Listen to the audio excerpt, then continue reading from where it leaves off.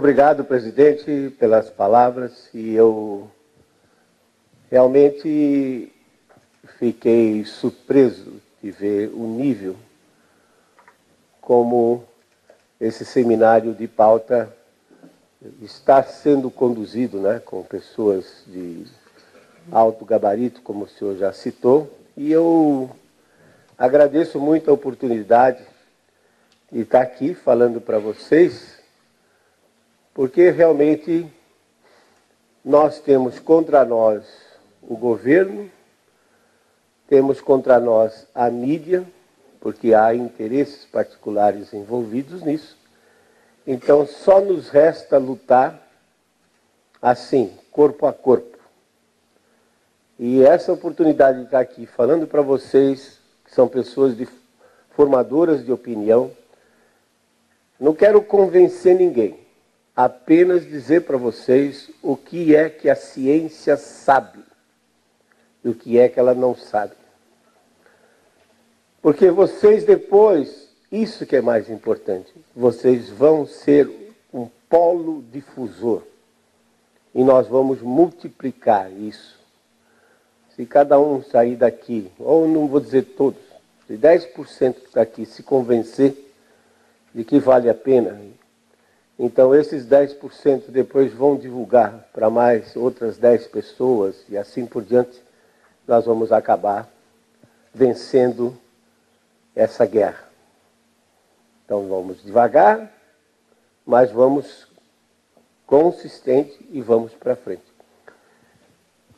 Olhando então pela informação que eu recebi do que era o seminário, eu resolvi brindar vocês com 2 em 1.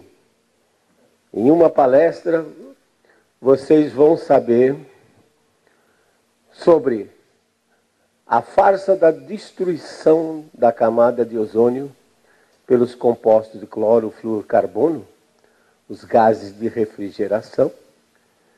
E também nós vamos falar sobre esse tal de aquecimento global, que, como o presidente falou, são manobras, na realidade, para manter o país colônia.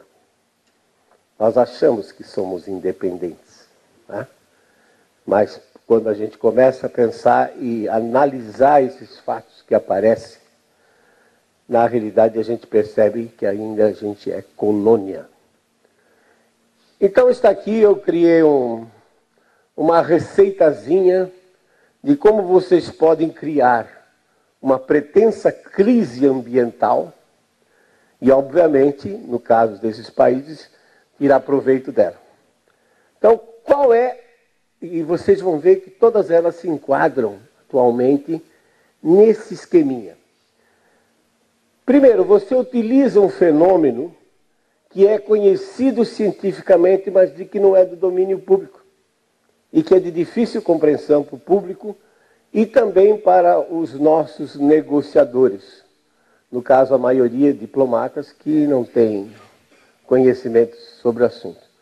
Uma vez que você identificou, você passa então a criar um terrorismo em cima dele, dizendo que a culpa é do homem. E você então consegue instalar uma falsa crise global. Tem que ser global. Convida cientistas do mundo, principalmente os subdesenvolvidos, que se sentem muito, né, lisonjeados por estar tendo uma passagem e hospedagem paga em Paris, em Londres, e participar de uma reunião, com o intuito de que eles endossem a farsa. E, em geral, as preleções todas são conduzidas por cientistas dos países desenvolvidos. Então vão para lá e endossam essa farsa. Aí entra a mídia com uma propaganda massiva, né, para então convencer a população de que realmente nós temos uma crise. Aí que é importante. Então cria-se um painel de representantes de governo em geral, como eu disse, são diplomatas e não entendem nada dessa parte científica, e o objetivo deles é elaborar um protocolo que depois vai ser aplicado a todo mundo. Só que quem não for signatário do protocolo sofre sanções econômicas. Então você passa a ser obrigado a assinar esse protocolo. E para fechar tudo isso, você dá um prêmio Nobel para alguém que se destacou no processo. É verdade, algum cientista que se destacou. E aí, para começar a refletir desde agora, isso é, na realidade, neocolonialismo. No colonialismo tradicional, o reino mantinha tropas na colônia para garantir a ordem e a exploração dos recursos naturais. No Brasil, a história diz que Tiradentes se rebelou e foi esquartejado. No colonialismo moderno, não se faz por tropa. Mesmo porque custa caro. Se bem que alguns paizinhos por aí ainda continuam mandando tropas para o Oriente Médio, etc., para garantir o petróleo deles, né? Mas normalmente se faz o domínio pelo quê? Pela tecnologia, pelo sistema financeiro e agora, mais recentemente, nessas últimas 3, 4 décadas, pela falsa ciência. Neocolonialismo. Governança global é uma tentativa dos países desenvolvidos, não é teoria da conspiração, não. Diz, não, você é adepto à teoria da conspiração. Não é isso, não. É que quando você analisa os fatos friamente, você percebe que não é uma mera coincidência. Eles são orquestrados, como vocês vão ver. Então, vou dar aqui 2 exemplos. O da destruição da camada de ozônio pelos CFCs e o do aquecimento global produzido pelo homem. E vou depois preparar vocês para o terceiro que está vindo aí, que esse sim é bem dirigido ao Brasil. Muito bem. Camada de ozônio e o buraco de ozônio. A hipótese que foi lançada, então, é que o cloro, que estava contido nos compostos de clorofluorcarbono, como os freons, por exemplo, que são gases de refrigeração, estaria destruindo a camada de ozônio na razão de 2,7% a cada 10 anos. Olha que precisão. De onde saiu? Programa das Nações Unidas para o Meio Ambiente. Terrorismo associado a ele. Os CFCs, então, vão destruir a camada de ozônio, vai entrar mais radiação ultravioleta no planeta, vai destruir, extinguir milhares de espécies, porque o ultravioleta, ele é um bactericida, um biocida potente, e, acima de tudo, vai aumentar o número de câncer de pele nos humanos. Então, essa era o terrorismo. Para cada 1% da destruição da camada de ozônio, entraria 2% de ultravioleta a mais, extinguindo a vida na Terra. Então vamos ver, para vocês depois concluírem, se isso é possível ou não, onde está localizada a camada de ozônio. Temos aqui, em altitude, 20 quilômetros, 40 quilômetros, etc., da superfície. A primeira camada é a troposfera, nela a temperatura decresce com a altura. Por exemplo, aqui nós estamos 25, 30 graus, mas na altitude que voa um jato comercial é 45, 50 abaixo de zero. Então, nesses 10 quilômetros, tem uma diferença de 70, às vezes 80 graus entre a superfície. Mas aí chega num ponto que há uma inflexão, chamada inversão de temperatura, e aí a temperatura começa a subir em função da formação do ozônio. A formação do ozônio, então, se dá a 40, 50 quilômetros de altitude e é basicamente constituída pelo seguinte: como é que o ozônio se forma? Radiação ultravioleta do tipo A é uma radiação que tem menos energia. Essa daí é extremamente importante para os seres humanos. Essa radiação, que é ultravioleta, que aliás eu ouvi falar que vai passar hoje à noite no Globo Repórter, a radiação ultravioleta, ela ativa as enzimas que produzem a vitamina D, que é fixador do cálcio no nosso organismo. Então ela é extremamente importante para constituir o nosso esqueleto. Mas as outras duas têm muita energia, e a UVC em particular é semelhante ao raio-x. Realmente ela consegue penetrar na sua pele. Como ela é de alta energia, o que ela faz é o seguinte: nós temos o gás oxigênio, constituído de 2 átomos. O O2, que é o gás que a gente respira. Então lá em cima, na estratosfera, o oxigênio, a ultravioleta, quebra a molécula de oxigênio em oxigênios livres, que depois se combinam e formam o ozônio, que são os 3 átomos de oxigênio. Enquanto o oxigênio é vital para a nossa existência, o ozônio é extremamente oxidante e, por exemplo, acabaria com a hemoglobina nossa rapidinho devido à oxidação. Existe a reação inversa, em que o próprio ultravioleta destrói o ozônio, o O3, e volta a recombinar, formando o oxigênio. Mas nas condições da estratosfera, particular pressão e temperatura, prevalece a formação do ozônio. Então já começa aí o primeiro erro, quando dizem que a camada de ozônio filtra o ultravioleta. Ela não filtra o ultravioleta. A afirmação correta é: para que o ozônio se forme, o ultravioleta é consumido. Ele é utilizado na formação do ozônio e, portanto, se ele é utilizado, ele não chega até a superfície. Do que depende o ultravioleta? Depende da atividade do Sol. Aqui você tem um ciclo de manchas solares, e isso nós já temos há cerca de 400 anos, desde que Galileu começou a observar o Sol. No ciclo de manchas, o Sol então apresenta praticamente 0 manchas. Vou explicar o que é a mancha. A mancha é uma região do Sol mais fria. O Sol tem uma superfície em torno de 6.000 graus e as manchas têm em torno de 4.500, 4.000. São as regiões onde está havendo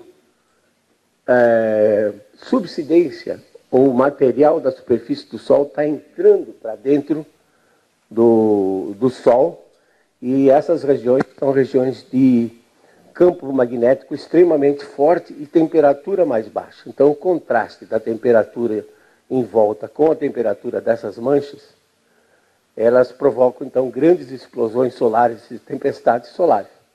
Em princípio, quanto mais manchas o Sol tiver, mais ativo ele está e mais produzindo mais energia e mais ultravioleta.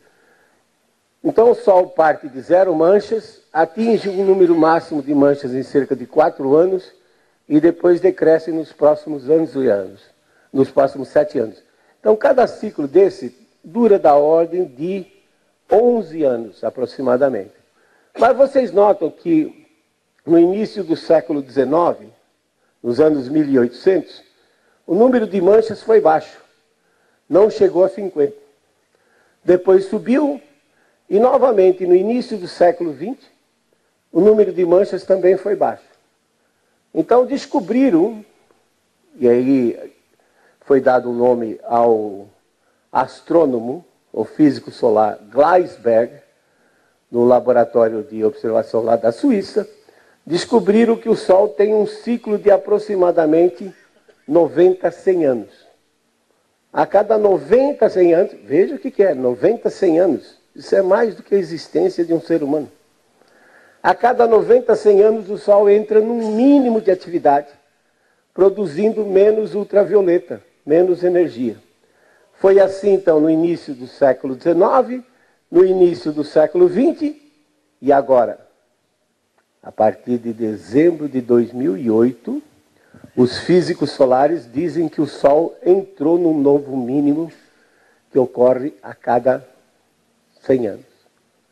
Então nós estamos vivendo um momento muito interessante da ciência, que é, há 100 anos atrás, nós não tínhamos os dispositivos que nós temos hoje. Hoje nós temos vários telescópios apontados para o Sol.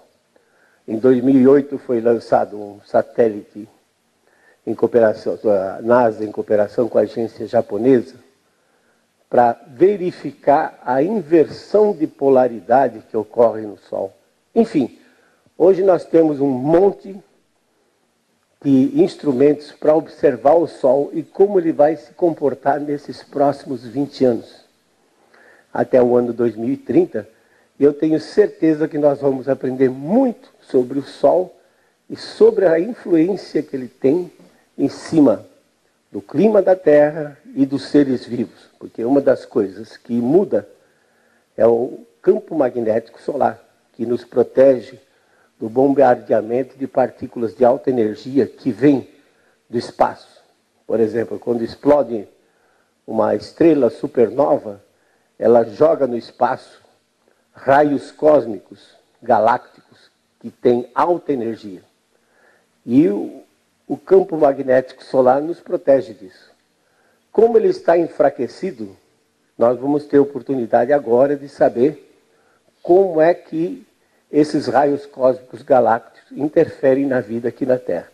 Então, nos próximos 20 anos, até o ano 2030, 2032, nós vamos ter o Sol, no mínimo, produzindo menos radiação, principalmente ultravioleta. Então, note aqui, no começo do século XX, a atividade solar era baixa, ela aumentou, atingiu um máximo em 1957, 58, e de lá para cá começou a decrescer. Ou seja, nos próximos 22 anos, a tendência vai ser, então, aqui está o máximo em torno de 1960, a tendência vai ser dos ciclos solares irem diminuindo e o Sol produzir menos energia. Como o ultravioleta é importante para a formação do ozônio, se o Sol passa a produzir menos ultravioleta, forma menos ozônio. Vejam o problema. Anotem isso aí. Então, há evidências que a camada de ozônio esteja reduzindo, ou seja, esteja se afinando, como se diz no popular? Não há evidência. O que há evidência é que existe essa variabilidade natural que ocorre nesse período de 100 anos. Que é muito para a humanidade, que antes a gente nem se preocupava. Olha então, por exemplo, essas medidas feitas em Arosa, na Suíça, desde 1926, quando o Sol estava, como eu disse, em grande atividade na primeira metade do século XX, o ozônio estava lá em cima. Depois que o Sol atingiu o máximo e começou a decrescer a produção de ultravioleta, a concentração de ozônio também foi decrescendo.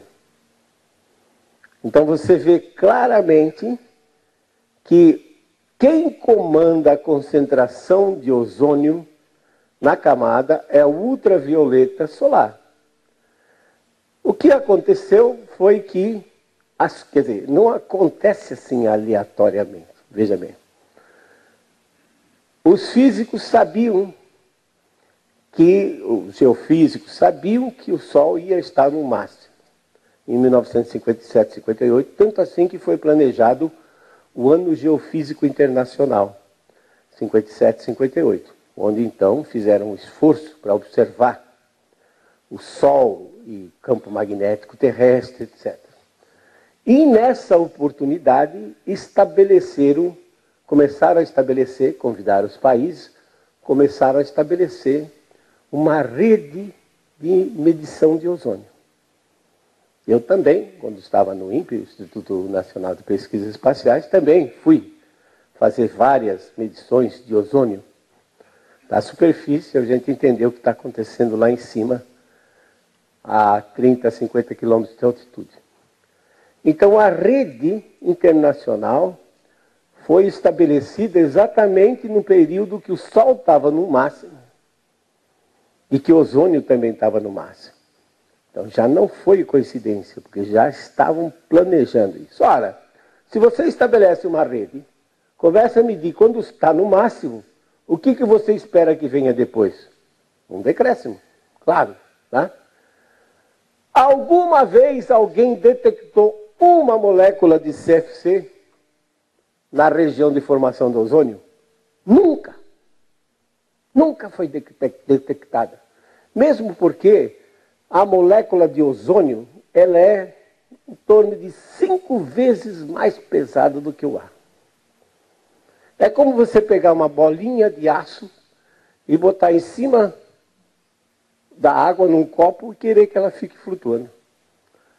Como é que uma molécula dessa vai escapar da minha geladeira, pular a janela, e aí devagarinho subir até 40, 50 quilômetros de altitude para destruir o ozônio, quando na realidade ela não conseguiria passar, mesmo que subisse, ela não conseguiria passar dessa inversão de temperatura. Você imagina que quando o ar está quente, ele é mais leve, menos denso. Quando ele está frio, ele é mais pesado, mais denso. Então você imagina isso aqui, água, e isso aqui como sendo óleo. Eu nunca vou conseguir que o óleo fique debaixo d'água. Por mais mágica que eu faça, boto no liquidificador a água, boto o óleo, mexo daqui para lá, quando para, o óleo vai para cima. A mesma coisa. Quer dizer, uma molécula que está mais fria, ela jamais poderia chegar lá, além do fato dela ser 5 vezes mais pesada do que o ar. E além disso, os CFCs produzidos pelo homem, eles são as únicas substâncias que contêm cloro no mundo? Claro que não. Olha, os oceanos produzem 600 milhões de toneladas de cloro anualmente. Os vulcões lançam 36 milhões de toneladas de cloro por ano. Só a erupção do Monte Pinatubo, em junho de 1991, lançou 300 vezes mais cloro do que o homem lança por ano. Quer dizer, o homem levaria 300 anos, tá, para igualar a quantidade que o vulcão lançou só num tirinho que ele deu no meio da estratosfera. E os CFCs estão aqui, ó. Quer dizer, 600 milhões, 36 milhões, 5 milhões de queima de biomassa, que tá aí também rendeu um prêmio Nobel, porque queimando a Amazônia, nós estamos destruindo o ozônio. A erupção do Pinatubo, 2 milhões de toneladas de cloro, e o homem, 0,0075. Sem contar que no caso do buraco do ozônio, a imprensa não fala que existem 12 vulcões ativos na Antártica, dos quais dele, o Monte Erebus, tem 3 crateras a cerca de 4.000 metros de altitude. Então ele injeta 1.230 toneladas de cloro por dia, diretamente na estratosfera. Isso ninguém fala, 60 vezes mais do que o homem. Portanto, a natureza tem uma contribuição muito maior, a do homem é insignificante comparado com os processos naturais.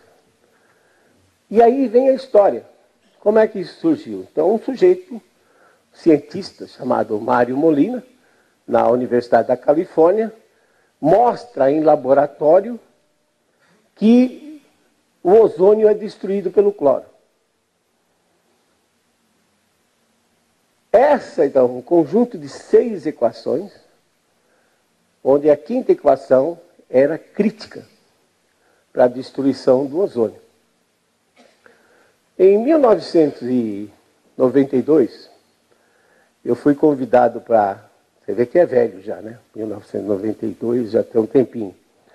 Fui convidado para participar da ECO 92, da conferência da UNCED, no Rio de Janeiro, num painel chamado A Proteção da Camada de Ozônio. Mário Molina, como criador da hipótese, era o palestrante e eu o debatedor. Tá? Depois da apresentação dele, eu mostrei isso, que era impossível uma molécula chegar até lá, e coloquei as equações dele e disse o seguinte: olha, Mário, a sua quinta equação parece que ela não está correta, porque o lado direito tem mais energia do que o lado esquerdo. E numa equação química sempre há dissipação. Se eu coloco 2 reagentes, parte vai perder calor e do outro lado vai ser, a quantidade de calor vai ser menor. Ele ficou muito furioso comigo, tá? Porque como é que eu, que não entendo nada de química, vou dar 0 ao professor Molhão e mandar ele de volta para os bancos escolares para aprender química? Tá? Aí fui eu que me irritei, peguei o microfone e disse: olha, Mário, esse problema politicamente já foi resolvido. Nós estamos em 1992, o protocolo de Montreal foi em 1987, há 5 anos atrás. Nós estamos aqui para discutir academicamente se a sua hipótese é válida ou não.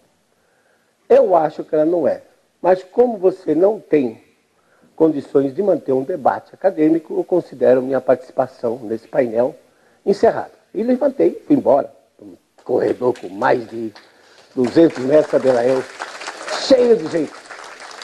Fui embora. Resultado, o Mário foi Prêmio Nobel de Química em 95. Com essa equaçãozinha que o pessoal do Jet Propulsion Laboratory da NASA, veja quanto tempo eu tive que esperar. 1992, 2007. Tá? 15 anos depois, o pessoal do Jet Propulsion Laboratory mostrou que aquela quinta equação dele dificilmente ocorreria na estratosfera para destruir o ozônio. Devolve? Exatamente. Então esse é o problema. E aí vocês veem que como é que a coisa ocorre. Quer dizer, não há evidência nenhuma, nunca foi demonstrado. O buraco é perfeitamente natural, depende das condições prevalecentes naquele ano, e também o fato de que o ozônio é produzido aqui na região tropical, que tem mais ultravioleta, e é transportado em direção aos polos. Agora, quem foi que saiu ganhando? Aí você tem que usar sempre o raciocínio inverso. Quando você vê a coisa muito massificada, você para pensar e diz assim: quem é que vai ganhar com isso? É semelhante àquela história do Sherlock Holmes, no livro O Cão de Baskerville, em que o inspetor chega para o Sherlock e diz assim: e o senhor tem alguma coisa mais a acrescentar? Ele diz: tenho. O que é que é? Na noite do crime, o cão não latiu. Mas o que é que tem a ver isso? É sinal que o assassino era amigo da vítima. Tá? Então, quando a gente olhar ao contrário, quem é que saiu ganhando, você percebe claramente que não existe ciência alguma. Quem foi que saiu beneficiado? Então, os CFCs foram extintos em 1987 pelo Protocolo de Montreal. Na época, eu tinha muito acesso a Fernando Collor como presidente. Não tinha internet, né? Mal estava começando. Pensar em informática naquela época era coisa ainda... Aí mandei um fax para ele, 4 páginas, dizendo por que o Brasil não deveria assinar o protocolo de Montreal. Eu sei que ele recebeu, porque depois o superministro Zé Goldenberg mandou um assessor vir conversar comigo. Mas, de fato, o Brasil acabou assinando o protocolo. Nós pegamos o nosso representante, numa reunião que teve um ano depois. Por que o Brasil assinou o protocolo de Montreal? Exigências do FMI para renovar a dívida externa. Olha a preocupação ambiental. Exigências do FMI. E o Brasil eliminou os CFCs. Quem saiu ganhando? 5 indústrias, cujas sedes estão nos países desenvolvidos, o G7. E lá é que eles pagam imposto sobre o lucro. Aqui eles são meros arrecadadores de IPI e ICMS que sai do nosso bolso. Mas o lucro que eles pagam lá, é lá que eles pagam. Ou seja, transferência de recursos de países pobres para países ricos. A Allied Chemical Corporation, sede nos Estados Unidos, a DuPont, que fazia no Brasil Freon 11 e Freon 12, com sede no Canadá, a ICI, Imperial Chemical Industries, com sede na Inglaterra, a Toshen, do Grupo Elf francês, e a Hoechst alemã, que, por mera coincidência, é patrocinadora da Fundação Roberto Marinho e do Globo Ecologia. Não, isso é uma mera coincidência, né? Então, a OMC, Organização Mundial do Comércio, ela dá 20 anos, garante 20 anos da patente, no caso de gases, produtos químicos como esse. 1987. Quando os CFCs foram substituídos, nós pagávamos por 1 quilo de Freon, 12, em uma geladeira assim, tipo 400 litros, 450 litros, vai apenas 600 gramas do gás. Nós pagávamos $1,70 pelo quilo.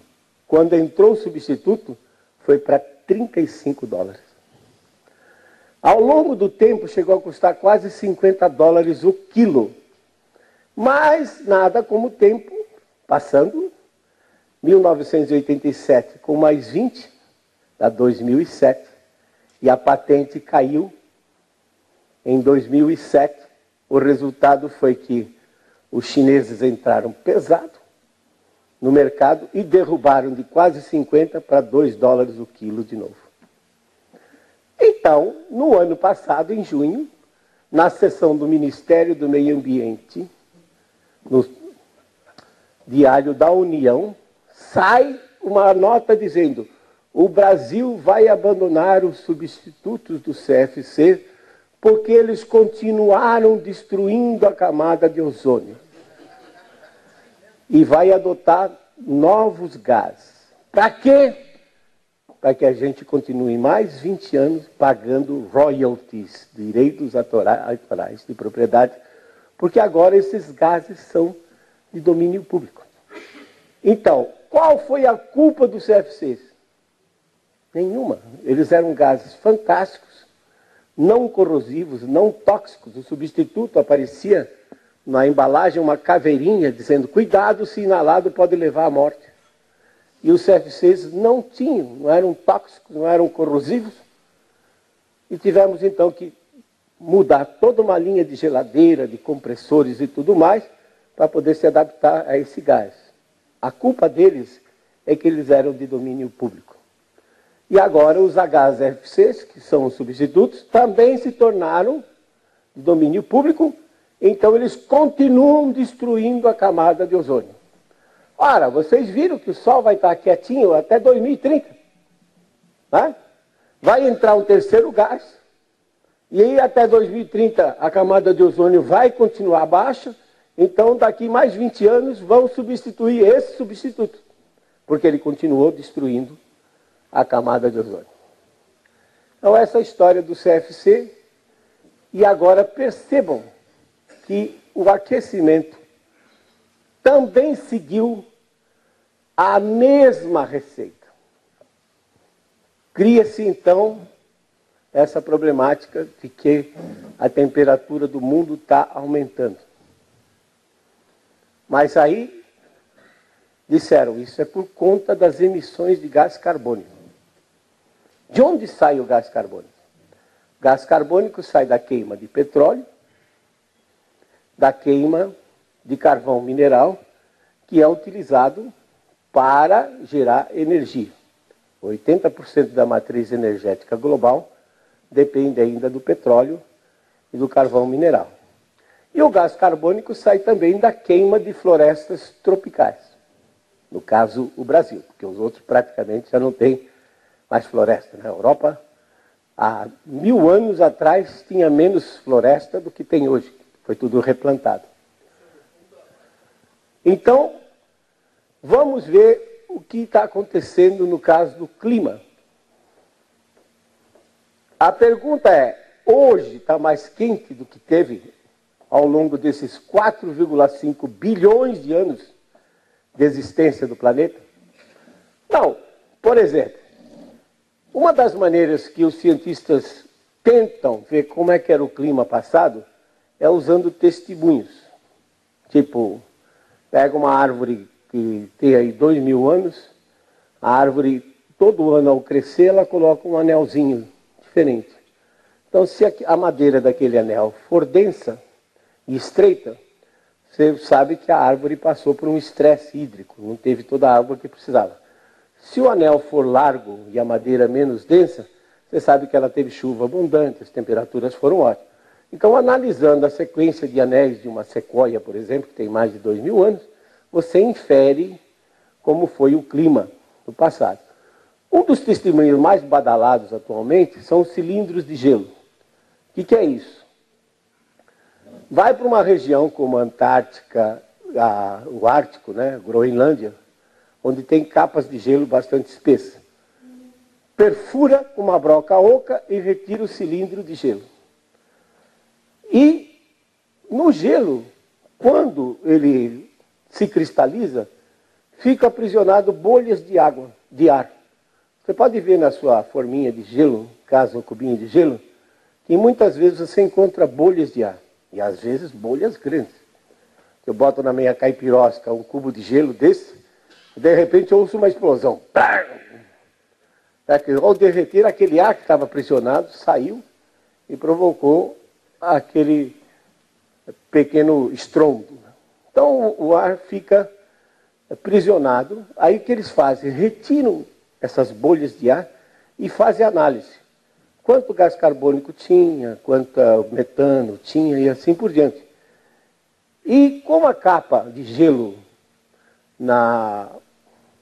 em Vostok, na Antártica, era muito espessa, 3.600 metros de gelo. Eles conseguiram reconstituir os últimos 420 mil anos. 420 mil anos, usando então, analisando a composição química das bolhas de ar e fazendo a datação do gelo à medida que vai... Porque leva muito tempo para esse gelo ir acumulando. A precipitação na forma de neve na Antártica é um negócio muito pequenininho, então leva milhares de anos para ir acumulando o gelo. Então essa figura aqui já é conhecida, publicada já em 99, portanto não é de agora, né? Aqui está o passado, 420 mil anos atrás, e aqui está o presente. A curva preta é a temperatura variando na escala aqui à direita. 0, -2, -8 graus com relação à média, que é essa linha pontilhada de hoje. E a curva em azul é a variação da concentração de gás carbônico medida aqui na escala à esquerda. 280 partes por milhão, hoje já chegou a 400 partes por milhão, indicando que a concentração de CO2 na atmosfera vem subindo. O que a gente aprende aqui? Então, cada período desse é uma era glacial. Aqui, então, está um período há 130 mil anos atrás, quente. com temperaturas acima do que está hoje, note. E aí a temperatura começou a decrescer. Chegou a um mínimo em torno de 8 a 10 graus abaixo do que está hoje. E depois, rapidamente, ela subiu. Rapidamente, sob o ponto de vista geológico. Levou uns 5.000 anos para subir. Mas, sob o ponto de vista geológico, isso é um instantezinho. Né? Então, o que a gente vê nisso aqui?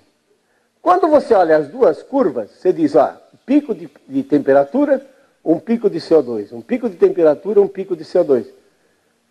Você diz, bom, o CO2, então, sobe quando a temperatura sobe.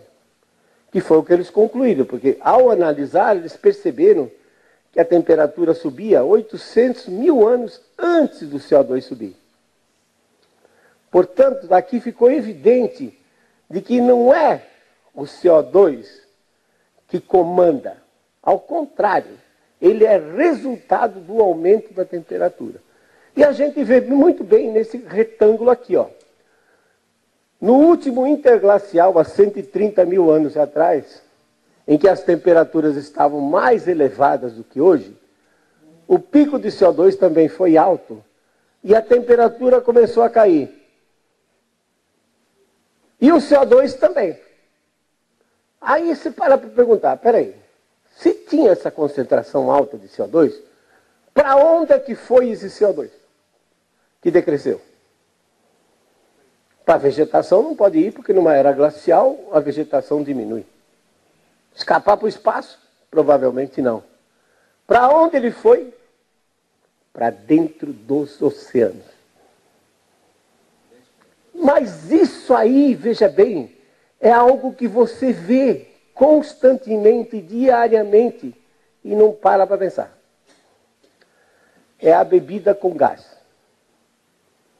A água com gás, o refrigerante. Eu, particularmente, prefiro uma cerveja. É um exemplo. Quando você vai para o boteco, depois de um seminário exaustivo como esse aqui,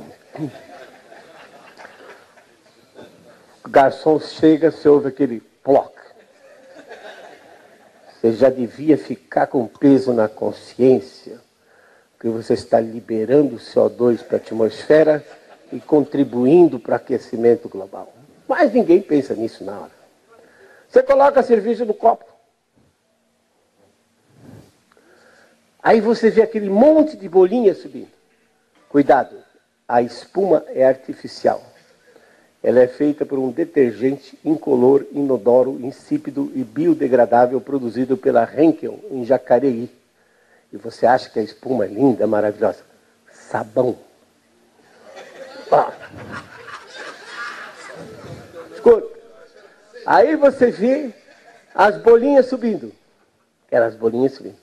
Mas se fica um pouco no copo, o cara não bebe, de repente você olha para o copo, não tem mais bolinhas. Sumiram as bolinhas. Ficou choca.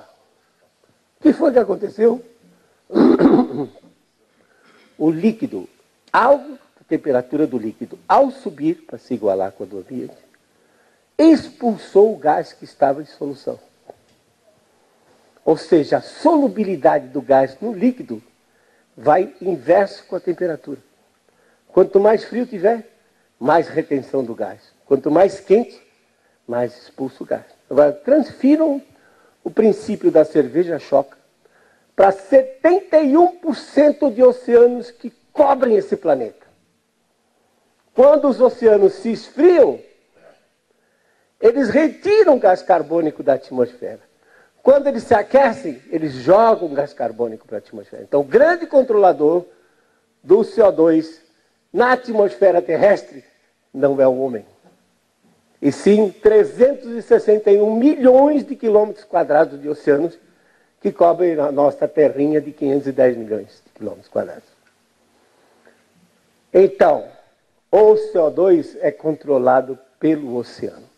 E note que interessante que nós estamos aqui no presente, os 3 últimos interglaciais, Isso que me surpreendeu, porque esse estudo saiu na revista Nature em novembro de 2009, há 4 anos atrás.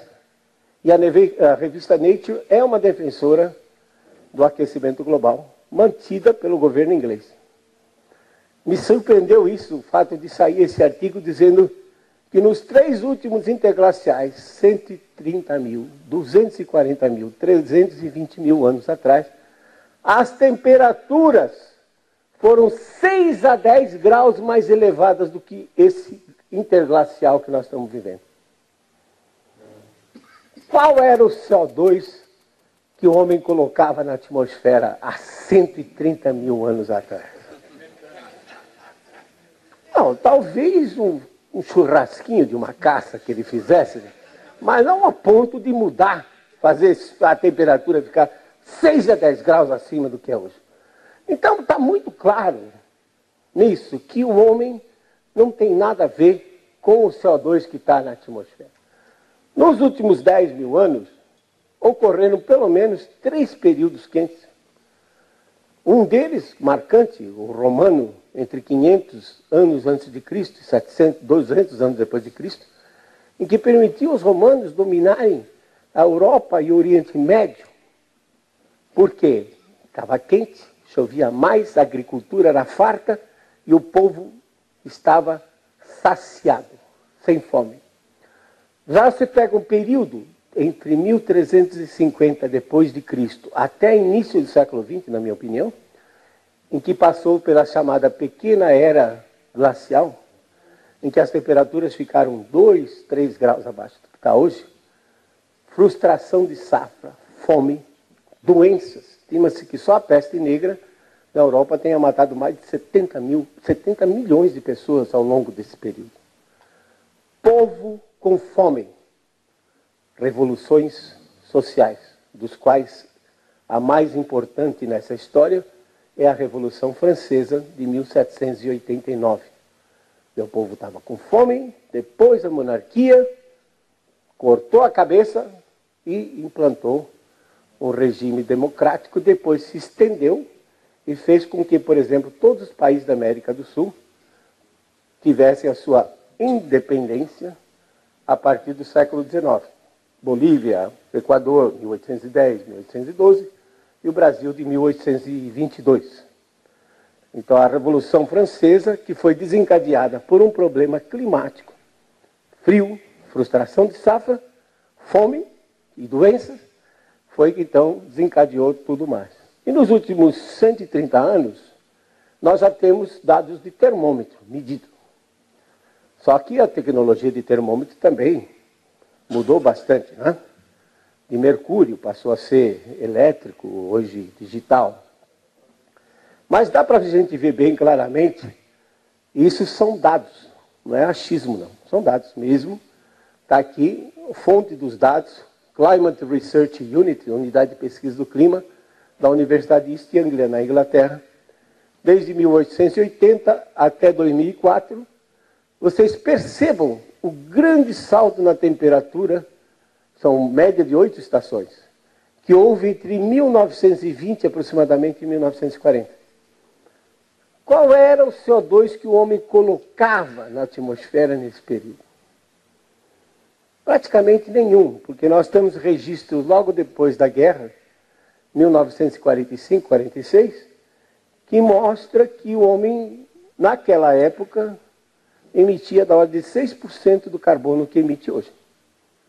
E fato interessante é que depois da Segunda Guerra, quando os aliados tomaram as indústrias dos países do eixo, como Alemanha, Itália e Japão, aí começou uma industrialização globalizada, a industrialização se acelerou, foi obrigado a gerar mais energia elétrica, queimando petróleo e carvão, e, no entanto, a temperatura, quer dizer, foi lançado mais CO2 na atmosfera, e a temperatura, na realidade, decresceu até meados da década de 70. E até hoje, no Ártico, as temperaturas ainda são mais baixas do que eram no final da década de 30.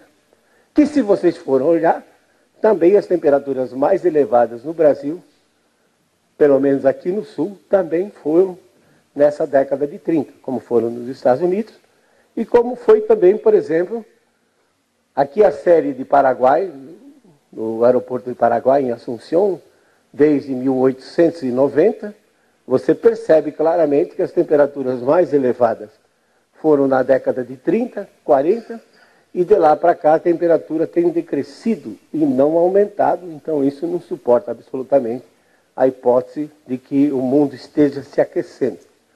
Se eu pegar dados de satélites, os satélites estão operacionais também desde 1979. São 30 anos de dados de satélite. O satélite tem a vantagem que ele enxerga. O termômetro está em cima do continente. Os satélites e os continentes representam apenas 29% da superfície terrestre. Os satélites enxergam os continentes e enxergam os oceanos também. E você pode perceber claramente que não há evidência de aumento de temperatura. Está aqui oscilando em torno do zero, talvez um pouquinho resfriado nesses últimos 10 anos. Mas 10 anos não quer dizer nada em termos de clima. E tem picos como esse aqui, ó, que é o famoso El Niño, em 1987 e 88, 1997 e 98. Os El Niños, esse fenômeno oceânico que ocorre no Pacífico, em que a temperatura aumenta 4, 5, 6 graus acima da média. Quando ocorre um El Niño, então ele libera muito calor para a atmosfera. A atmosfera é aquecida por baixo, em contato com a superfície. E quando ocorre um El Niño, que cobre aí 50 milhões de quilômetros quadrados no Pacífico, então joga muito calor na atmosfera e a temperatura global aumenta, como a gente vê nesse caso aqui de 97, 98. Mas retirado esse El Niño, que foi um evento esporádico, você percebe claramente que a temperatura não mostra evidências de aumento. Aí a pergunta, então por que o cidadão sente, é isso que eu estou dizendo, que um dos esquemas que eles usam é pegar um negócio que é meio nebuloso, é difícil explicar. No caso, por que o cidadão sente que está mais quente? E você pode conversar com qualquer pessoa mais idosa, 60, 70 anos, 80 anos, vai dizer, não, hoje é muito mais quente do que era há 70 anos atrás. A razão está no fato de que hoje o homem se aglomera em grandes centros urbanos. É um fenômeno global. 55% da população do mundo vive nas cidades. No Brasil, segundo o censo do IBGE de 2010, 82% da população brasileira está vivendo nas cidades. Ora, a cidade tem um microclima totalmente diferente do campo. E a gente explica fisicamente isso. A energia radiante proveniente do Sol, ela é dividida em dois fluxos. Um que vai para evaporar água, que constitui o ciclo hidrológico, e outro que vai para aquecer o ar, H. Por exemplo, nós fizemos pesquisa na Amazônia, nós temos uma torre instalada lá que completou em agosto desse ano 30 anos. 30 anos essa torre foi colocada, nós colocamos lá, agosto de 1983, e ela está lá até hoje. Quando a gente faz a análise, a gente vê que na Amazônia, 80% da energia disponível vai para evaporar água, e apenas 20% para aquecer o ar. Tá? Você imagina então que é São Paulo no centro da cidade, num dia de verão, ao meio-dia. Certamente as temperaturas são 10 a 12 graus mais elevadas do que se estivesse na Cantareira. Não tenha dúvida, é um problema de microclima.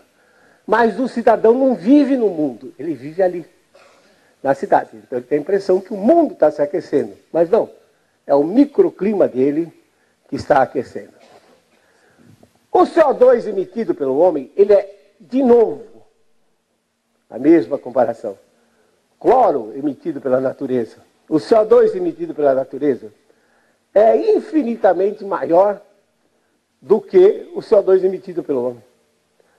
Fluxos naturais são 200 bilhões de toneladas de carbono por ano, que sai dos oceanos, sai do solo, sim, porque solo respira. solo contém bactérias aeróbias. E elas convertem, usam oxigênio, como nós usamos, e eliminam o gás carbônico. E, obviamente, a vegetação, que usa o gás carbônico na troca da fotossíntese, mas que também planta respira. A minha avó dizia, não pode ter planta no quarto à noite, dormindo, porque a planta vai competir com o oxigênio.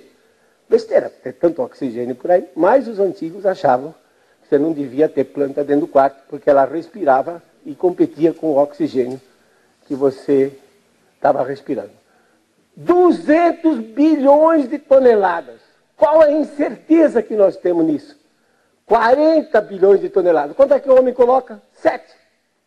Quer dizer, nesses 200, nessa segunda casa aqui, eu não sei se é um 4 ou se é um 6. Eu não sei se é 160 bilhões ou se é 240 bilhões.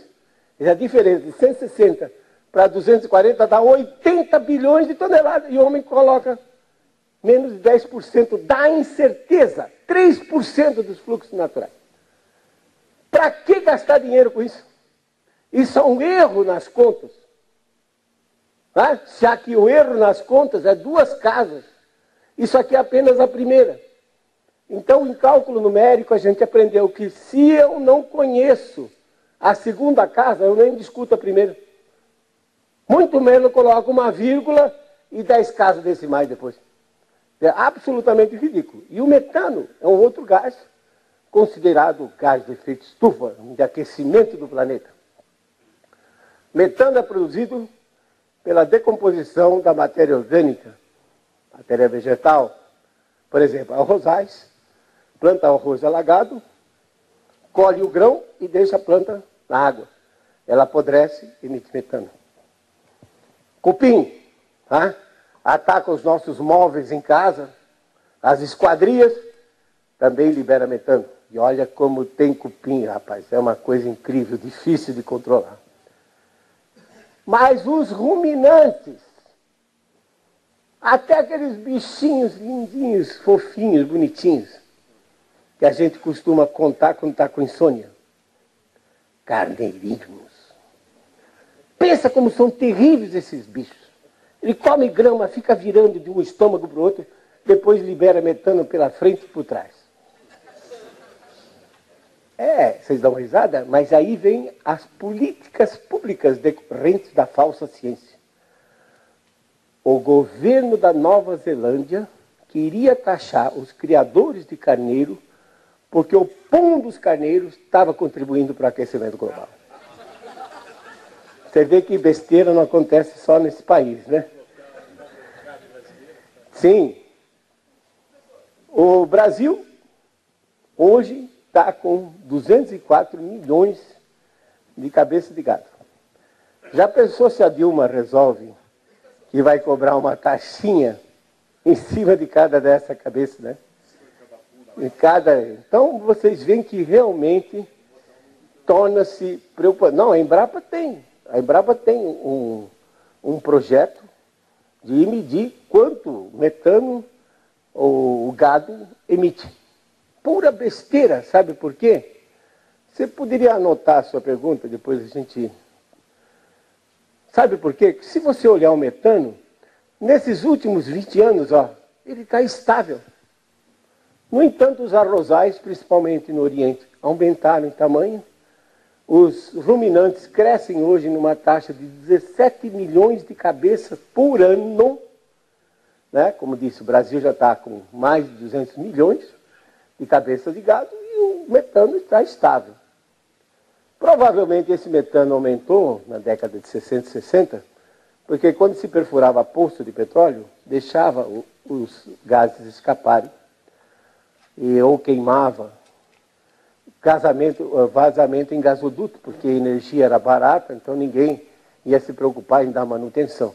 Mas agora, como a energia é mais cara, essas coisas estão sendo utilizadas, então é provável que a fonte de metano, na realidade, deixou de existir, ou seja, não tem nada a ver com a vegetação e com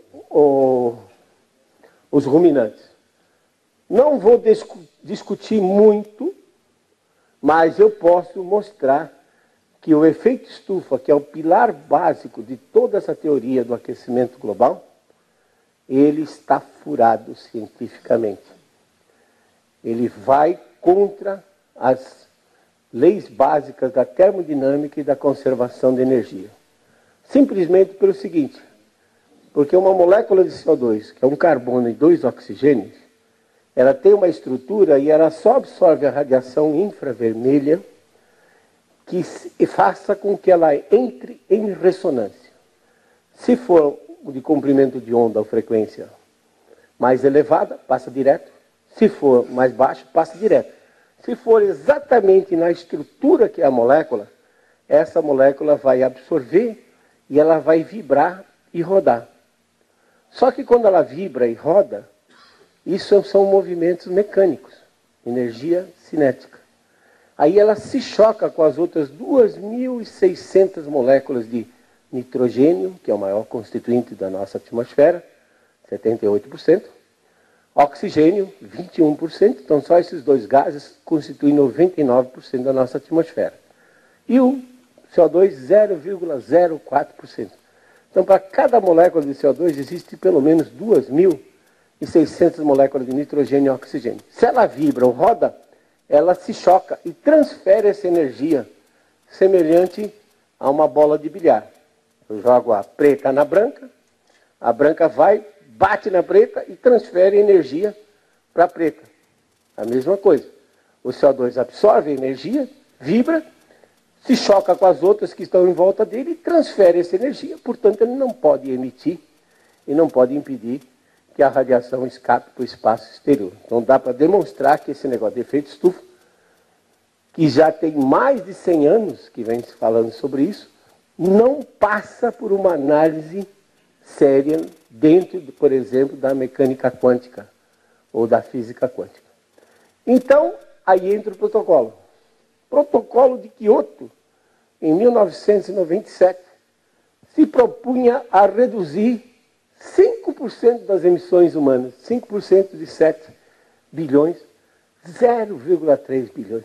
O que é 0,3 bilhões comparado com 200 bilhões de fluxo natural? É como dizer assim, presidente, o senhor me deve 200 milhões de dólares, mas não esqueça de pagar os 30 centavos. Não é? Então, gastou-se, continua-se gastando muito dinheiro para atingir essas metas que não foram atingidas. Por quê? O próprio Japão, onde foi costurado o protocolo de Kyoto, depois de Fukushima, 2010, não vai usar mais nuclear. Como é que tem energia para o seu povo e para continuar o crescimento? Queimando petróleo e carvão. Isso é redução? Não, é aumento, porque deixou de ter as nucleares.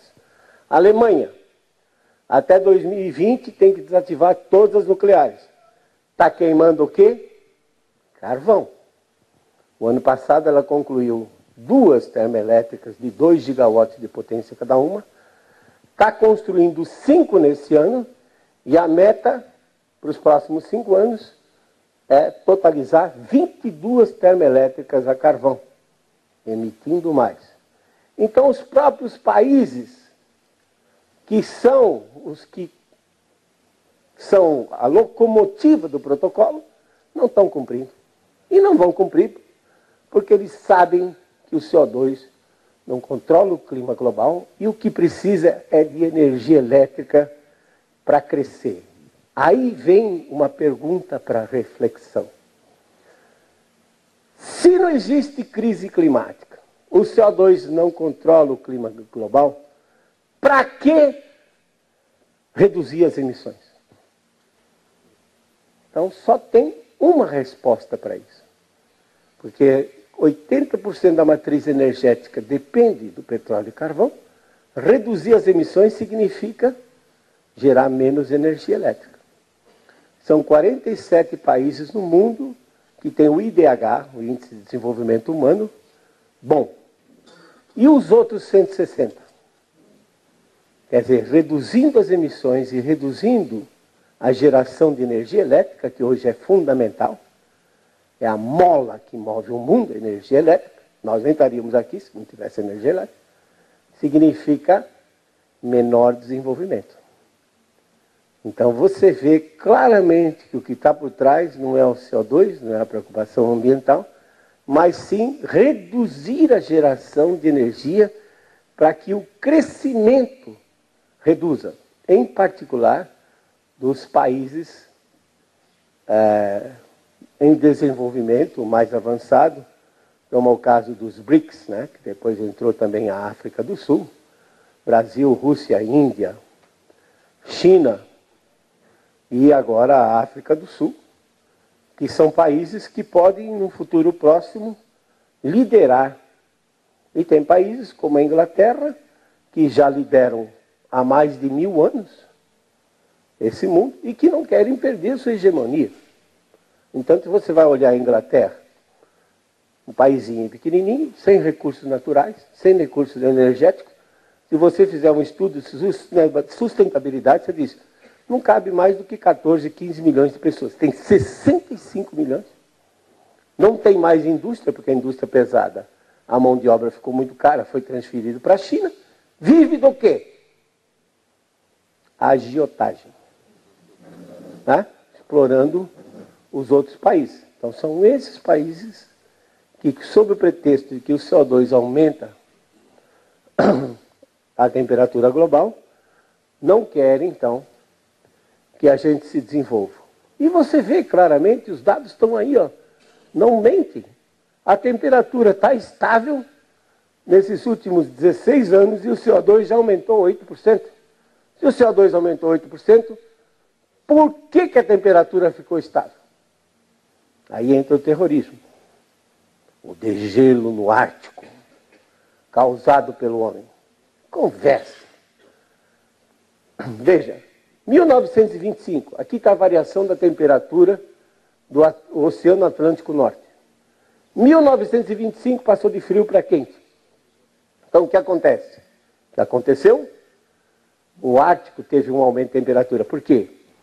As correntes oceânicas tropicais levam mais calor para os oceanos fora dos trópicos.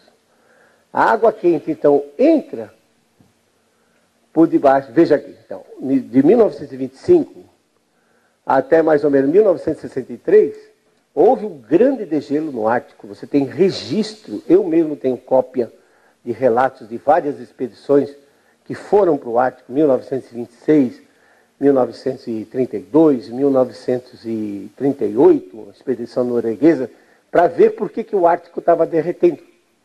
E, no entanto, o homem não colocava praticamente CO2 nenhum na atmosfera. Novamente, agora, em 1995, você vê que o Atlântico passou de frio para quente. Então, o que acontece?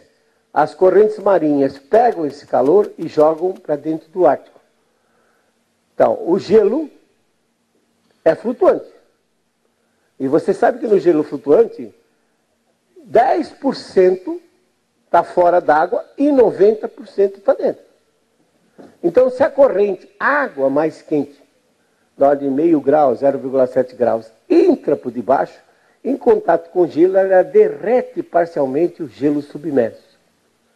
E o gelo submerso já não tem mais força para aguentar a parte aérea. E a parte aérea colapsa, desmorona. Preste atenção nesses filmes que mostram o tal do degelo. Você não vê o gelo virando água e escorrendo, como seria num cubinho de gelo em casa. Você vê o gelo desmoronando, quebrando. Por quê? Porque o que foi derretida foi a parte submersa, e não pelo ar quente, mas sim pelas águas mais quentes, que foram produzidas por maior transporte de calor das correntes marinhas em direção ao Ártico. Perfeitamente natural. Veja os dados.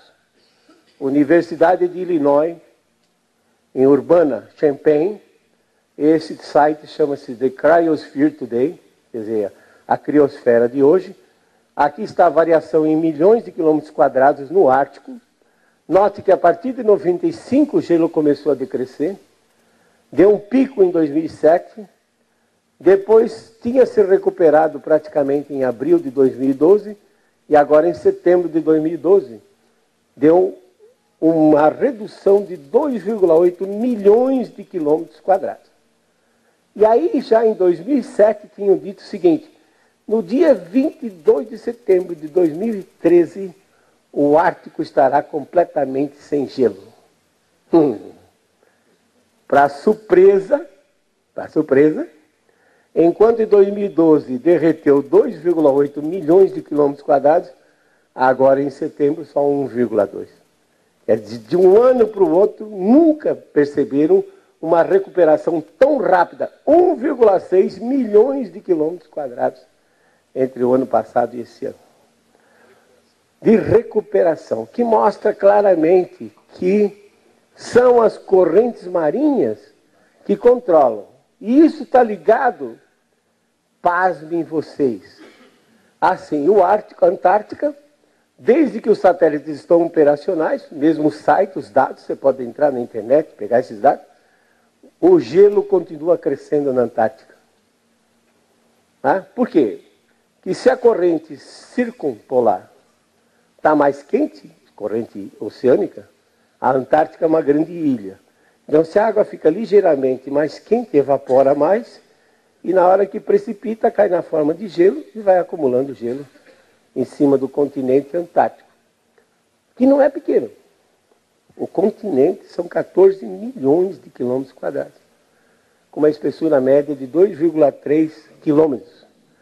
Ou seja, são 30 milhões de quilômetros cúbicos de gelo em cima da Antártica. Pensa quanto uísque não dá para tomar com isso aí. 30 milhões de quilômetros cúbicos. E canta a caipirinha, né? Claro que se esse gelo derreter, o nível dos mares pode aumentar em 100 metros. Mas para ele derreter, precisa rebocar a Antártica aqui para a região tropical. Que enquanto ela estiver lá, num verãozão de lascar, a temperatura é 20 graus abaixo de zero. A meu freezer trabalha com menos 18, menos 20, aquele gelo nunca vai derreter, não tenha dúvida. Veja aqui, ó, a situação em setembro de 2012 só tinha isso de gelo. Hoje já está quase com tudinho que representa a linha amarela. Na Antártica, o normal seria a linha vermelha e algumas regiões ultrapassou, indicando claramente que tinha mais gelo na Antártica. Isso, então, o aquecimento não é global. Vai derreter aqui e aumentar lá. Né? Outra parte do terrorismo. O nível do mar vai aumentar. Eu fiquei extremamente preocupado, que eu moro em Maceió, na Prajuçara. Na minha varanda eu vejo aquele marzão ali. Horrível, né? Se o nível do mar, no relatório atual que saiu do IPCC, agora, final de setembro, o 5, eles estão um pouco mais veementes. Antes eles estavam modestos, na ordem de 60% até o ano 2100. Agora eles passaram para 98 centímetros. Eu fico preocupado, mas por que 98? Por que não 99? Por que não arredonda logo para 1 metro? Porque aí fica mais fácil escrever 1 metro. Não, é 98 centímetros agora, o último relatório de um mês atrás. Al Gore, aquele que foi premiado com o Prêmio Nobel da Paz, ainda bem que é Prêmio Nobel da Paz, a gente sabe que é um prêmio político. Se fosse um prêmio importante, poderia ser um de física, medicina, mas Prêmio Nobel da Paz, quer dizer nada, porque no ano seguinte o Obama ganhou o Prêmio Nobel da Paz por ter mandado 30 mil soldados para o Afeganistão matar gente lá. Estava controlando a paz mundial. Né? Então o Al Gore teve o seu documentário com o Oscar em fevereiro, depois em agosto de 2007, ganhou junto com o IPCC, o Painel Intergovernamental de Mudança Climática, o Prêmio Nobel da Paz. O Al Gore disse que vai subir 6 metros. 20 pés, é o que ele disse no relatório, no documentário. Como o pé é uma unidade inglesa equivalente a aproximadamente 30 centímetros, então 30 centímetros vezes 20 dá 6 metros. Preocupante isso. Muito preocupante. Mas, anote aí, Al Gore mansão Montecito, Califórnia. E se você entrar no Google, vocês vão ter acesso à fantástica mansão, as fotos da fantástica mansão que ele comprou em 2008, dentro daquela crise imobiliária. Dizem que a mansão valia uns 25 milhões de dólares, ele pagou só 9 milhões de dólares. Só isso. Aí tem uma das fotos que você está assim no deck da piscina. Você olha assim aquele marzão pacífico se estendendo até o horizonte. Aí eu fiquei pensando, caramba, um cara que está convencido de que o nível do mar vai subir de 6 metros, gasta 9 milhões de dólares para comprar uma casa ao nível do mar. O senhor quer andar, que é o seu. O meu é o sexto. O meu é o sexto. Não, eu estaria mais ou menos salvo. Só tinha que trocar meu carro por uma lancha, e entrar pela janela, mas está tudo bem. Agora o Algor, então, já me aliviou. Né? Não, e muita gente pensa assim, tem alguém de Santos aqui? Então, já pensou, você lá, se o nível do mar subir de 6 metros, o que você ia fazer, né? Aí está a visão apocalíptica do History Channel. Manhattan, Nova York. Olha onde está a água. Vocês estão vendo aqueles táxis amarelos que são característicos de Nova York? Não. Que eles foram convertidos em Yellow Submarines para poder chegar até o edifício. Era o que eu teria que fazer, né? Se eu tivesse... Então, o nível do mar, eles dizem que subiu 2,7 milímetros por ano nesse período aqui, praticamente de 20 anos. Dá um total de 5 centímetros. Mas isso está perfeitamente dentro da variabilidade natural do sistema. Um ciclo lunar que vocês nunca ouviram falar. Primeiro, os dados de satélite mostram, então, que o nível do mar vinha subindo até 2006, 2007, e alguns dos satélites, como a Envisat, por exemplo, mostram que o nível do mar parou de subir. Deixou de subir. Então, o que está acontecendo? Vocês não conhecem. Quando se fala ciclo da Lua, todo mundo pensa na fase da Lua. Nova, crescente, 28 dias aproximadamente. Esse ciclo tem 18,6 anos. É quase a existência, né? Uma boa parte da existência do ser humano. Se ele começar a pensar aos 20, ele só vai ver 2 ciclos desse método. Como é que isso funciona? Vocês não sabiam, mas os caras que fizeram Stonehenge, aquele amontoado de pedra que tem lá na Inglaterra, já sabiam. Você encontra em Stonehenge uma pedra com 19 buracos, em alturas diferentes, onde eles observavam esse ciclo lunar. É claro, na época não tinha televisão, tinha que ficar olhando para alguma coisa. O plano da órbita da Lua, ele tem uma inclinação com relação ao equador terrestre de 28,6 graus. Aí a Lua passando aí. Se hoje, a meio-dia, ela estiver no hemisfério norte, à meia-noite, 12 horas depois, ela vai estar no hemisfério sul. Então o plano é inclinado com relação ao equador. Só que ele não é fixo. Ele varia. Quando ele está em 28,6, ele ocupa, a Lua domina quase metade da superfície terrestre. Entre 30 graus norte e 30 graus sul, nós temos 50% da superfície terrestre, e isso é constituído basicamente por oceanos.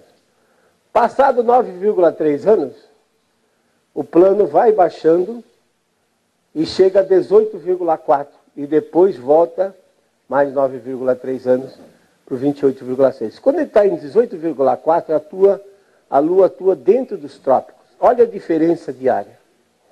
Então o que acontece? Quando a Lua está no máximo lunar, ela puxa gravitacionalmente a superfície do oceano.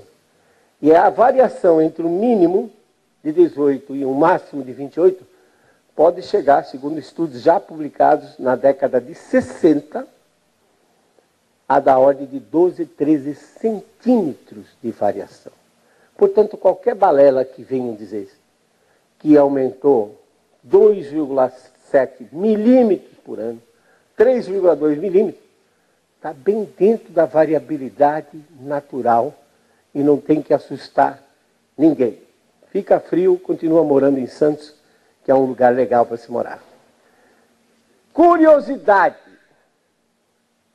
Em 1841, o capitão Sir James Clark Ross mandou um marinheiro gravar um sinalzinho na rocha, na Ilha do Morto, na Tasmânia, onde estava o nível do mar naquela data. A foto é de 2004. Onde é que estava o nível do mar no dia da foto? Aqui a maré oscila 80 centímetros, indicando então claramente que não há evidência de que o nível do mar tenha aumentado nesses últimos 170 anos. Outro prato cheio de catástrofes são as catástrofes meteorológicas que eles vendem.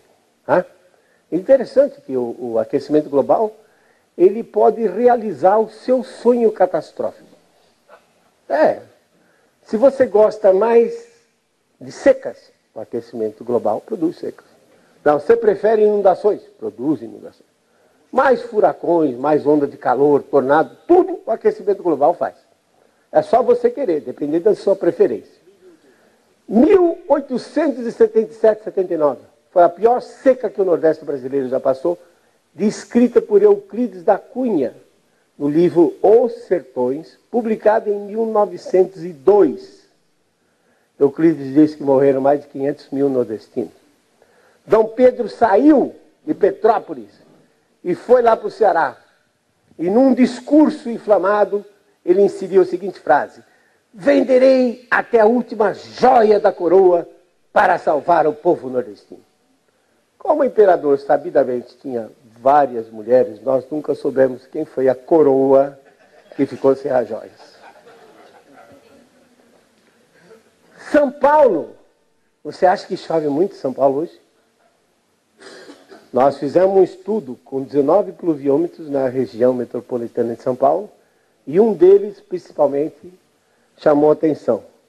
A Estação da Luz, logo aqui pertinho, tem dado desde 1888.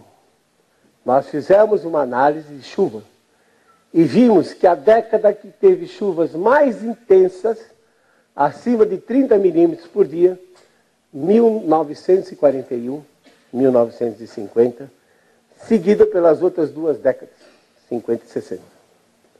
Quer dizer, se voltar a chover em São Paulo o que chovia há 70 anos atrás, mudem de cidade quem for daqui. Vá para Maceió, muito agradável. Ondas de calor. Tá? Deu uma em 2003, disseram que era aquecimento global. Eu selecionei uma de 1896, no leste dos Estados Unidos. Porque ela está muito bem documentada, até com mapas meteorológicos e tudo. Fantástico, um trabalho fantástico. 1896.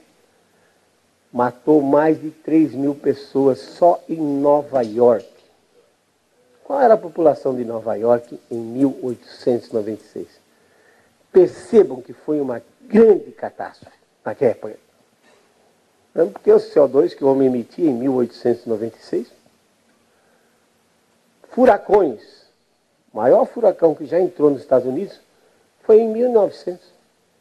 Quer dizer, há 114 anos atrás, desde lá não teve um furacão tão intenso quanto aquele. E as catástrofes do Rio de Janeiro? Janeiro de 2011. Onde mais de 1.000 pessoas, ou cerca de 1.000 pessoas desapareceram. Aquecimento global? Não.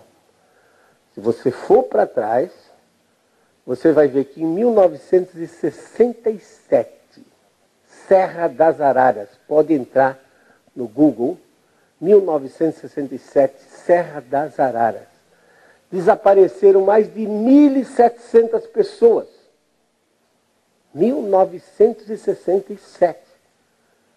Qual era a população do Brasil? Não sei. Eu só sei dizer que na Copa de 70 a gente cantava 90 milhões em ação. Hoje tem 201 milhões. Hoje tem muito mais gente para morrer. Se o cara quiser continuar vivendo em área de risco, em área de encosta, o fenômeno é o mesmo. Ele não mudou. Agora, a população aumentou, passou a ocupar áreas de risco, então a população ficou muito mais vulnerável.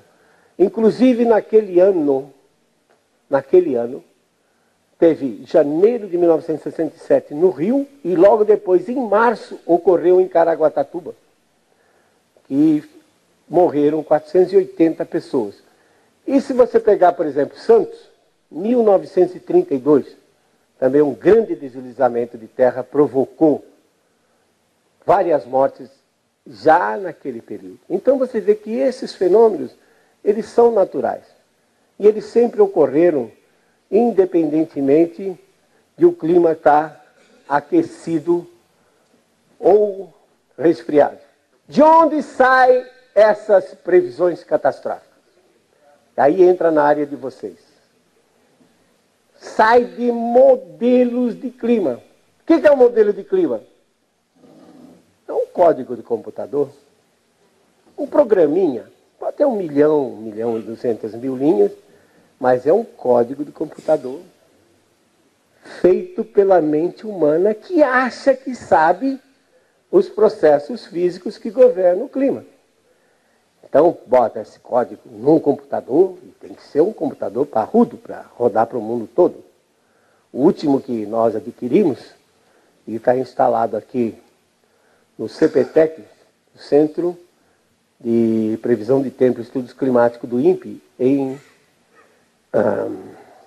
Cachoeira Paulista. É uma máquina de 256 teraflops. São 256 trilhões de contas por segundo que ela faz para rodar um modelo desse global durante 50, 100 anos. Mas é um código feito pela mente humana, tem inúmeros erros, não sabe reproduzir o clima global, as estruturas do clima global, ciclo hidrológico, particularmente nuvens e chuva, muito maltratado, porque é difícil você fazer isso. Oceanos, por exemplo, um código desses não tem esse ciclo lunar de 18,6 anos, que de vez em quando transporta mais calor para fora dos trópicos. Não sabe produzir El Niños.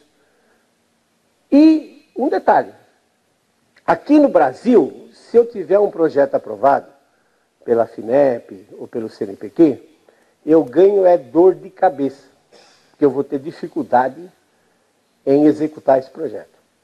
Nos Estados Unidos é diferente. Quando o cara tem um projeto aprovado pela National Science Foundation, por exemplo, parte daquele dinheiro do projeto vai para engordar o salário dele. Ele ganha para cada projeto que ele está tendo aprovado. E a instituição ganha porque ela cobra overhead. Bom, você está usando as minhas instalações, vou cobrar a luz, etc. e tal. Então, o que acontece? O pesquisador tem um projeto aprovado sobre aquecimento global, mudanças climáticas, mas ele já sabe qual é a resposta que ele tem que dar. Já sabe qual é a resposta que ele tem que dar. O modelo é cheio de parâmetros que têm que ser ajustados para reproduzir a resposta que ele quer. Esses ajustes, né, com a calibração do modelo, como eles falam, eufemisticamente, na realidade o pesquisador tortura o modelo até ele confessar o aquecimento global. Depois, é um ótimo modelo. Notem, todos os 23 modelos do IPCC concordam. Todos eles dão aquecimento global quando você aumenta o CO2. Porque se não der, a verba é cortada e o cara pode ser até despedido da instituição. Então, tem que dar aquecimento global. É esse a causa de todo o terrorismo para 2050, para 2100. Agora, no mês passado, em agosto, o painel brasileiro de mudanças climáticas lançou um relatório onde diz que a produtividade da soja em 2050, no Centro-Oeste, vai cair de 20%. Vai chover 40% a menos na Amazônia, contrário a todo o senso físico, porque se você vive num planeta com 71% de oceanos, aumentando a temperatura, aumenta a evaporação, aumenta a chuva. E eles dizem que vai reduzir na Amazônia em 40%, 45% precisamente. O Rio Grande do Sul vai ter um aumento de 2,5 graus, vai poder plantar café no Rio Grande do Sul. Pasmem vocês, a geada de julho agora acabou com 62% do café do Paraná. Quer dizer, é fácil você prever para daqui a 2050, daqui a 2100 anos, porque quando chegar lá vai estar todo mundo morto e ninguém vai mais ser cobrado. É fácil, né? Além das ressalvas, né, professor? Além de tudo isso. Veja bem, modelos de clima, eles precisam ser validados. O que quer dizer isso? O modelo é bom? Então ele é capaz de reproduzir o clima passado, que eu já observei. Certo? Então eu tenho dados desde 1880, são 120 anos de dados, rodo o modelo e ver se ele reproduzir bem o clima passado, eu tenho mais confiança no que ele está tentando prever para 2050, 2100. Fizeram isso com o modelo de quinta geração da NASA, do Instituto Goddard, do KISS. E o resultado foi muitos erros, em particular, o modelo, ao tentar reproduzir o clima global, colocou 20% de redução de chuva na Amazônia, 20% a menos do que é observado. E a Amazônia é muito importante como fonte de calor para manter o clima atual, porque a umidade vem do Oceano Atlântico, é em cima da Amazônia que ela é convertida em chuva. E quando converte de vapor para água líquida, libera o calor que usou para evaporar. E esse calor, então, depois é distribuído no mundo todo. Então, se ele erra na fonte, certamente vai errar em tudo mais. E, felizmente, agora, os jornais ingleses, que são os mais defensores do aquecimento global, começam a perceber que a coisa não é bem assim. Então, The Economist, de 30 de março, diz, olha, o CO2 já chegou a 400 ppm, vocês disseram que a temperatura iria estar aproximadamente 1 grau acima do que está hoje, e na realidade as observações mostram que a temperatura não variou nesses últimos 16 anos. O Serviço Meteorológico Inglês, como diz assim, quietly, quer dizer, de boca bem fechadinha, nem fazer alarde, disse o aquecimento global terminou há 16 anos atrás. E agora? O famoso sistema de comércio de emissões, né? Compra de carbono. O Parlamento Europeu, no dia 16 de abril deste ano, por 334 a 315, rejeitou a proposta de manter, dar apoio para o sistema de troca de emissões. Chegou a valer 40 euros a tonelada. Olha o preço que estava, 2,46. O UBS, União de Bancos Suíços, que é um dos maiores bancos do mundo, no relatório que mandou para os seus clientes no início desse ano, disse que a comunidade europeia perdeu 287 bilhões de dólares no mercado de carbono. Já pensou se esse dinheiro fosse utilizado para resolver dentro da própria Europa os problemas sociais que existem? E para terminar, o clima está mudando? Tá. Só que vai para um resfriamento nesses próximos 20 anos. Por quê? O Sol é a principal fonte de energia e vocês se recordam que eu já mostrei esse slide. Ele atingiu o máximo por volta de 1960 e agora a previsão é que ele permaneça no mínimo até o ano 2030, 2032. Olha aqui o previsto e o Sol parece que não está querendo colaborar. Ele deveria estar seguindo essa curva, mas como nós entendemos muito do que o Sol faz, ele está fazendo essa outra aqui. Os oceanos estão se esfriando. Como é que nós sabemos disso? Hoje nós temos umas engenhocas fantásticas. São umas boias que ficam submersas, estáveis a 2.000 metros de profundidade. Não, 2.000 metros. Em média, os oceanos têm 3.900 metros de profundidade. Durante 10 dias, elas se deslocam com as correntes marinhas. Chega no 10º dia, ela incha, aí adquire mais flutuabilidade, sobe e vai registrando temperatura e salinidade. Chega lá em cima e transmite para o satélite. Quantas dessas boias vocês acham que nós temos hoje? Aí, ó. Cerca de 3.660 boias reportaram no dia 7 de outubro para o satélite. O que as boias estão dizendo? Contrariamente ao que os modelos de clima diziam, que ia armazenar calor, as boias estão dizendo que os oceanos estão esfriando. Então, quando você olha o Pacífico, que é o maior oceano do mundo, são 35% da área que ele cobre. Somando todos os continentes, dá 29%. O Pacífico sozinho, 35%. Você percebe que o Pacífico se aqueceu entre 1925 e 46, quente. Depois de 47 e 76 esfriou. Depois de 77 a 98 se aqueceu de novo. É esse aquecimento aqui que eles estão dizendo que é culpa do homem. E agora o Pacífico está se esfriando. Claro, as boias dizem isso. Então você faz um mapa de como estava a temperatura da superfície do Pacífico. Aqui está Estados Unidos, Brasil, Austrália, China. E você percebe que de 1946, ou 47 a 76, quando o Pacífico se esfriou, a configuração da temperatura era essa. Olha agora nesses últimos 13 anos.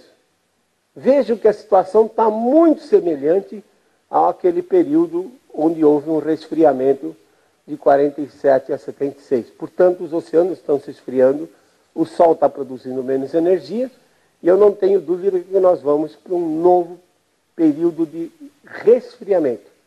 Não é uma era glacial, não. É um ligeiro resfriamento de 0,3, 0,4 graus, seguindo o ciclo. Quer dizer, quando o Pacífico se aqueceu, a temperatura do mundo aumentou. Quando o Pacífico se esfriou depois da guerra, em que houve um aumento das emissões, a temperatura diminuiu. O Pacífico se aqueceu, tendo muitos El Ninhos nesse período de 77 a 98, a temperatura global aqueceu e agora vai para um resfriamento. É a bola da vez. Esse ciclo no Pacífico é 25, 30 anos quente, 25, 30 anos frio. Não pergunte que nós não sabemos por quê. Mas diagnóstico a gente sabe fazer. Nós vimos isso. 25, 30 anos aquecido, 25, 30 anos. São 60 anos. É a vida de um ser humano. Quem é que lembra o que tinha acontecido há 60 anos atrás? Qual vai ser o impacto no Brasil? Janeiro a março, que é o período que mais chove, nós vamos ter uma redução no centro-oeste. Não é muito significativa. Da ordem de 15% a 20% apenas a redução de chuva. Mas olha o máximo que aparece em cima do Rio de Janeiro nesse período.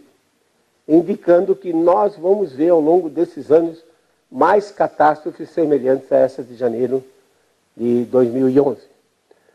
De abril a setembro, que é o período que menos chove praticamente em todo o Brasil, você vê uma redução de chuva se esticando para cima do Rio Grande do Sul e Santa Catarina. Aqui também há uma redução de chuva, mas essa é insignificante, porque de abril a setembro, somado todos esses meses, chove 50 a 60 milímetros, dizer que vai reduzir 30%, né, como disse esse relatório aqui do pessoal do Brasil, 45% de redução de chuva no centro-oeste. Se chove 10, vai reduzir 4, sobrou só 6, os 10 não resolviam o problema e os 6 também não resolvem, mas não é nada catastrófico. Percentualmente aparece um número grande, mas na prática, como não chove nada, 100% de zero é zero, e fim de papo, né? O máximo sobe um pouquinho para o norte do Espírito Santo e sul da Bahia. E temperaturas, nós detectamos em junho, julho e agosto, nesse período frio, de que o Pacífico ficou frio, de 50 a 76, detectamos redução de temperatura, em alguns casos, de 1,5 grau a 2 em média, nesse período, nesta região aqui, que pega as Minas Gerais. Inclusive, pode ser até bom para o café de montanha em Minas Gerais, com temperaturas um pouquinho mais amenas, o que o café precisa. Note também reduções sensíveis no sul da Amazônia, no oeste da Amazônia, porque as frentes frias, massas de ar polar, elas costumam subir ao longo da cordilheira e produzem as chamadas friagens. A última massa polar significativa, que foi em 1975, julho de 75, a temperatura em Rio Branco, no Acre, a mínima, foi 6,3 graus centígrados. Matou milhares de toneladas de peixes, répteis, jacarés que precisam do ambiente para controlar a sua temperatura. E o gado de corte, né? Porque o gado leiteiro ele é recolhido para o estábulo para ser ordenhado. Mas o gado de corte ele fica no pasto. E se a temperatura cai, o animal morre de hipotermia. Não tem para onde ir. Então, centenas de cabeças de gado, agora mesmo no Uruguai, nesse último inverno, mais de 100 mil ovelhas morreram de frio. Né? Então, você vê que, na realidade, tudo indica, conforme eu falei, a última geada no Paraná, agora em julho desse ano, quebrou 62% do café. Quer dizer, nos próximos 3 anos, 4 anos, vamos ter uma safra de café reduzida no Paraná. E o milho, hoje, no Rio Grande do Sul, está crescendo muito devagar, porque as temperaturas continuam baixas. Os agrônomos dizem um tal de graus dia, que precisa ir acumulando, a planta precisa ir acumulando calor, para ir disparando vários processos, enzimas, etc., no aquecimento. Se a temperatura mantém baixa, ela não consegue crescer. Cana-de-açúcar, ela entra em hibernação com 18 graus. Abaixo de 18 graus ela está viva, mas ela não cresce. O estado de São Paulo hoje é um imenso canavial. Se os invernos começarem a termos dias com temperaturas em média abaixo de 18 graus, vai diminuir a produtividade da cana. Em vez de cortar com 10 meses, pode ser necessário 13, 14, 15 meses para ter a mesma produção. Então, isso são os resultados de essa perspectiva que eu entendo que os grandes indicadores do clima, Sol e os oceanos, estão nos prometendo para esses próximos 20 anos. Conclusão. O homem, primeiro quem está ganhando, aí fica fácil de ver que é o grupo de países desenvolvidos que não quer que a gente se desenvolva. Então, comércio de energias renováveis é um outro setor que está ganhando. Aí ficam vendendo para nós energia eólica, por exemplo. A Alemanha desistiu de energia eólica porque o balanço que eles fizeram nos últimos 10 anos, os aerogeradores só rodaram 16,3% do tempo. Na Inglaterra, 17%. Sendo que para lá é ruim, porque no inverno, em geral, tem um sistema de alta pressão e não tem vento. Nesse inverno de 2011 e 2012, os aerogeradores só rodaram 7% do tempo e eles precisam de energia elétrica para calefação. E quando não tem calefação, isso é ruim para o ser humano, mas principalmente para os velhos. Né? Velho morre de pneumonia, de reumatismo, de AVC, porque aí os vasos se contraem, se ele tiver algum coágulo, para lá, pão. Provado. Interessante a Inglaterra, o ONS, que é o INSS deles, mantém uma estatística assim, meio aterrorizante. Eles têm uma estatística de número de mortes no inverno, 3 meses, dezembro, janeiro e fevereiro, quando comparado com o resto do ano. Excesso de mortes. Então você pega anos como 2005, quase 50 mil pessoas, idosos, morreram acima da média. o esperado. 50 mil. Um país desenvolvido. O inverno de agora, de 2012, 2013, era esperado ser frio. O que a Inglaterra fez? Colocou a Bolsa Eletricidade. Tá? Toda casa com pessoas acima de 65 anos tinha direito de 170 libras por mês para poder pagar energia para não morrerem de frio. Então fica muito claro, eu poderia até argumentar que as próprias petrolíferas são as que estão interessadas. Porque, veja bem, em 73 houve um choque do petróleo. O petróleo custava 3 dólares o barril, passou para 30 dólares, depois se estabilizou em 10, 12. 40 anos depois, o petróleo já passou por 150 dólares o barril, se estabilizou em torno de 100 dólares. De 43 para 2013, em 40 anos, passou de 3 dólares para 100 dólares. Quem é que está ganhando com isso? Então está na cara que as grandes petrolíferas, como Exxon, Shell, BP, podem estar ganhando com isso. A única que não ganha é a Petrobras, porque o governo está enfiando a mão nela. Atenção! Escrevam o que eu estou falando. O ozônio já está bem equacionado. O aquecimento global não vai emplacar, porque a temperatura faz 16 anos que está estável e a tendência é resfriar. Portanto, o aquecimento global vai ser esquecido, mas vem aí a terceira grande falcatrua.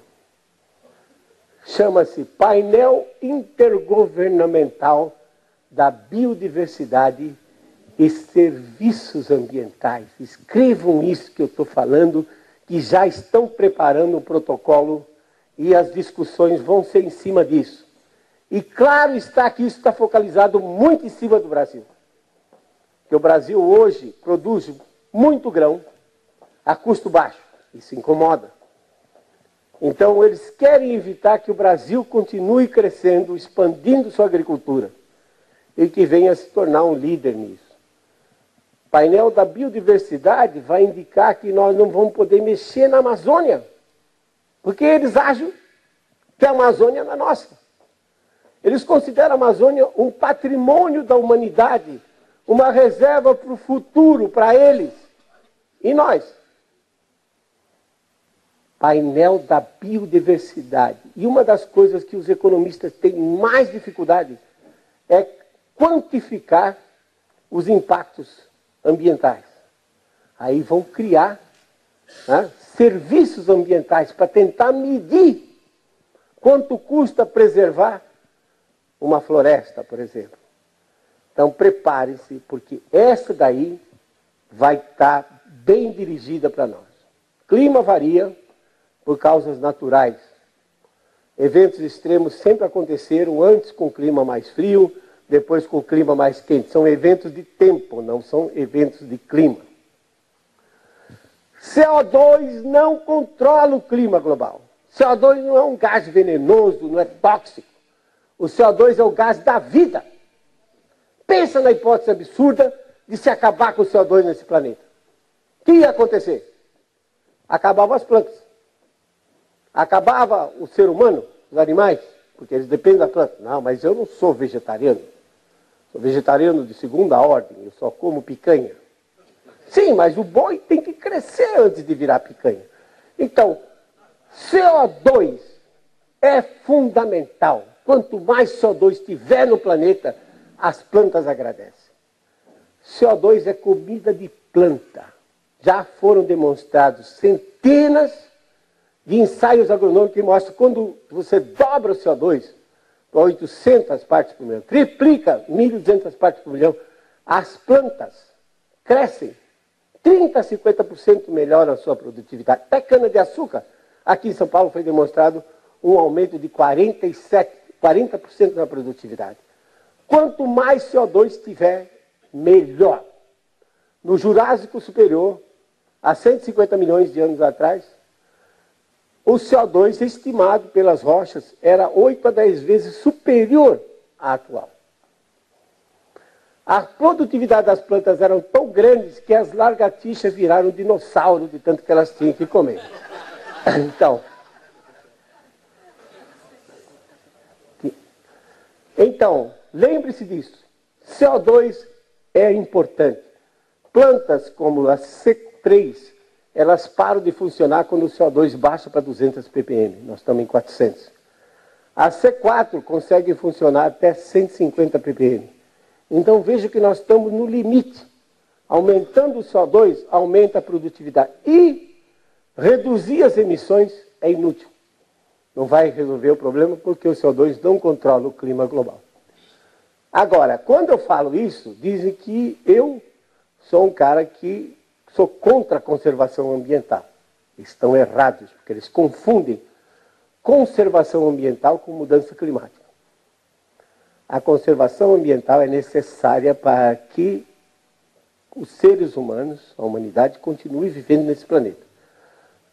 Tudo que vier em benefício, iluminação, aparelhos eletrodomésticos que consumem menos energia, reciclagem de material, conservação de floresta, de solos, etc. Tudo que vier em termos de conservação ambiental, ótimo, muito bem-vindo. Mas isso é independente.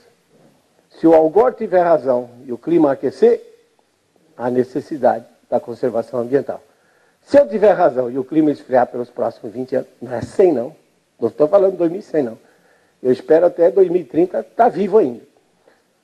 Vai ser necessário conservação ambiental com clima frio. Portanto, não confundam conservação ambiental com mudança climática. Vou parar por aqui, porque vocês já devem estar cansados de me ouvir. Muito obrigado. Era só isso que eu queria dizer.